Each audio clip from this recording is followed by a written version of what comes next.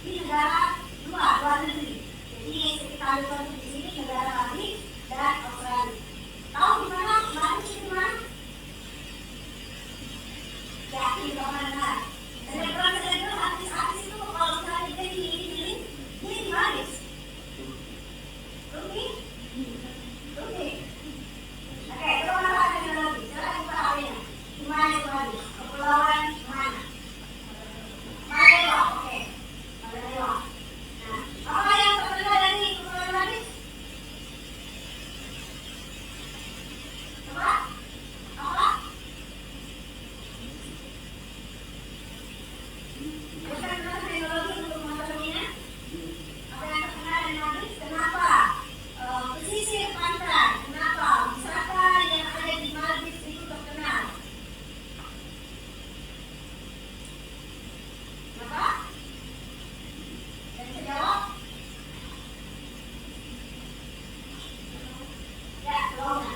Pulaunya, hamparan pulaunya itu warnanya kayak warna biru-biru laut yang cantik sekali. Warna turquoise. Ya, ini yang terkenal. Kalau kalian menginginkan feeling rasa-rasaan, silahkan kembali. Jadi nanti kita akan mempelajari mengapa di Manis itu terkenal wisata pantainya. Nah, selanjutnya ada pengalaman sumber daya pesisir dan laut dari Australia. Australia negara tetangga kita. Negara tetangga kita, tapi dia terkenal juga wisatanya. Kira-kira akan terkenal dari wisatanya Australia.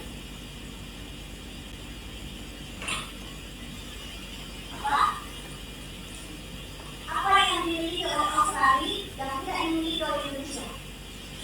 Sebenarnya Indonesia juga memilikinya, namun karena pengelolaan yang kurang menyeluruh, kurang komprehensif, kurang baik oleh sumber daya manusia yang ada di Indonesia, makanya kita agak kurang dalam proses pengembangannya. Jadi kita tidak bisa mengikuti bagaimana negara-negara luar. Nah, itu yang akan kita pelajari pekan ini. Jadi di Australia itu ada Great, pernah dengar? Yang suka nonton Nemo waktu kecil, Nemo 1 maupun Nemo 2 yang ada Johnny. Nah, itu Nemo sama Johnny kan latarnya itu di Great. Ingat? Ya, jadi latarnya film Nemo dengan Johnny itu di Great. Jadi hamparan terumbu karang yang sangat luas yang dimiliki oleh Australia, meskipun kita di Indonesia itu hamparan terumbu karang kan itu lebih banyak dari Australia. Tapi ya, karena terlalu banyak ancaman dan kerusakan yang ditimbulkan oleh warga negara Indonesia, karena saya bilang seperti itu, makanya pengelolaan yang ada di Indonesia itu agak kurang dibandingkan dengan negara lainnya. Ya, seperti itu. Nah, di Indonesia sendiri kita menggunakan area pesisir dan laut kita itu di 6 tujuan pokok ini. 6 tujuan pokok. Yang pertama apa? Pertanian kelautan. Yang kedua? Yang ketiga? Yang keempat? Yang kelima? Yang keenam? Oke, terima kasih sudah membantu saya untuk membacanya. Ya. Jadi coba kita bayangkan ya, kita berada dalam daerah pesisir. Daerah pesisir itu ada area-area pertanian yang bersebelahan dengan area pesisir. Nah, sayangnya terkait dengan area pesisir tersebut, terkait dengan aktivitas pertanian dan kelautan tersebut, ada dampak-dampak yang mempengaruhi bagaimana proses pengelolaan sumber daya pesisir dan laut. Jadi penebangan hutan yang akhirnya mempengaruhi daerah aliran sungai,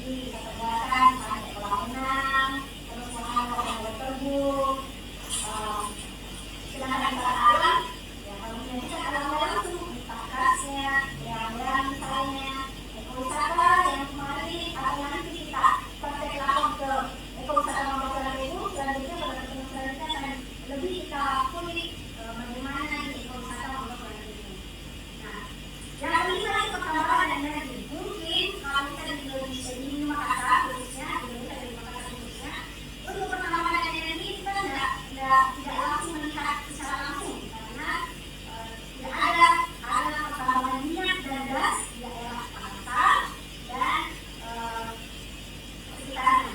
Namun untuk energi, ya energi juga masih kurang karena yang ada itu sekarang adanya di Jawa sana dan itu bukan di lautnya tapi di waduknya.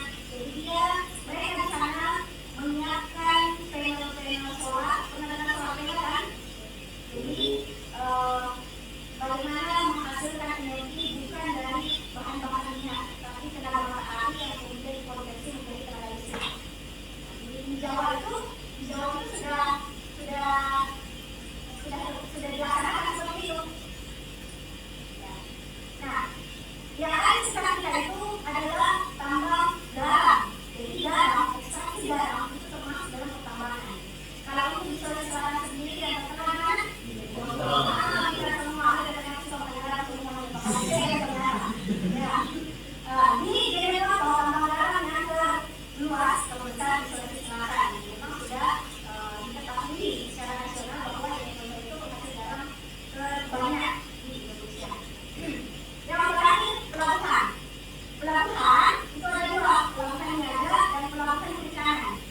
Pelabuhan niaga yang mengangkut orang atau logistik, sedangkan pelabuhan perikanan yang terkait dengan aktivitas perikanan. Belum. Namun yang perlu kalian pikirkan, yang perlu kalian pahami bahwa di pesisir dan laut selalu digunakan menjadi area pendidikan dan penelitian. Kalian itu nanti sebagai mahasiswa akan menjadikan pesisir dan laut ini entah di perikanan budidaya atau perikanan tangkapnya akan melaksanakan penelitian di sana. Pendidikan bisa saja kalian perkenalan dan tentu pekan depan kita atau pada salah dua pekan depan kita akan mulai berusaha sama pelajarmu untuk praktek lapangan.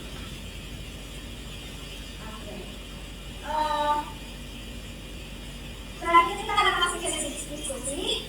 Jadi sesi diskusinya akan dibuatkan outline seperti ini, outline 5B1H. Tadi di depan saya sudah menyinggung terkait Australia dan Mali, bagaimana mereka mengelola sumber daya pesisir dan lautnya. Nah, diskusi kalian nanti akan dihangatkan dengan pertanyaan-pertanyaan 5B1H bahwa apa yang ada di Great dan di Mali sehingga kita Indonesia sulit untuk mewujudnya.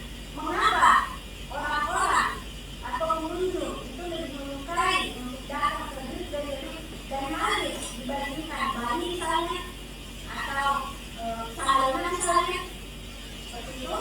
Yang ketiga, di mana spot terbaik dari Great dan Mali. Yang keempat, kapan musim-musim meningkatnya turis atau pengunjung wisata yang ada di Great dan Mali. Yang kelima, siapa-siapa yang mengelola di Great dan Mali. Yang keenam itu bagaimana cara mengelola. Jadi ini adalah yang harus kita diskusikan ke depannya. Kalian boleh menggunakan matris Word atau boleh menggunakan matris Windol atau boleh menggunakan matris yang lain untuk lebih mengulik bagaimana proses pengelolaan atau bagaimana mekanisme pengelolaan yang dilakukan oleh negara-negara luar negeri dibandingkan dengan yang kita lakukan di Indonesia, khususnya yang ada di Makassar. Oke, kelompoknya akan dibagi menjadi genap. Jadi yang ini ada hadir